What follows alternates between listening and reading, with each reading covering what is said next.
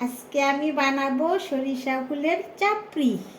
এর আগে তুমি বড়া বানিয়েছি, আজকে চাপড়ি বানাবো।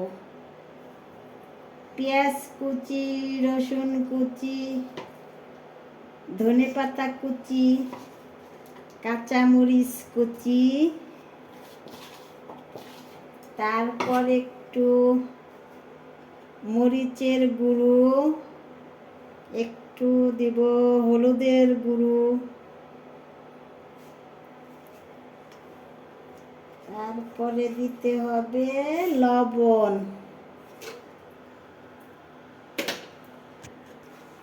তারপরে একসাথে মাখাতে হবে সুন্দর করে চালের গুঁড়া দিয়ে।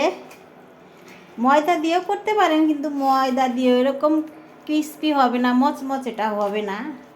আতপ চালের গুঁড়া দিলে যেরকম মচমচে হবে, ময়দা দিলে সেরকম মচমচে হবে না। তাই আপনাদের খুশি মতো, আপনাদের যেটা খুশি আপনারা সেটা দিতে পারেন। এরপর দিতে হবে গরম তেলে, ডুবো তেলে প্রয়োজন পড়ে না,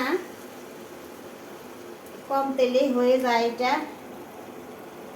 কম তেলেই হয়ে যায়। এই তো হয়ে গেছে আমার চাপড়ি। আপনাদের কার পছন্দ আমি জানি না, কিন্তু আমার অনেক মজা লাগে, আমার কাছে খুব মজা লাগে। এই সরিষা ফুলের বড়া, সরিষা ফুলের চাপড়ি আমার অনেক স্বাদ লাগে। আপনারা এভাবে বানিয়ে খেয়ে দেখবেন, অনেক মজা।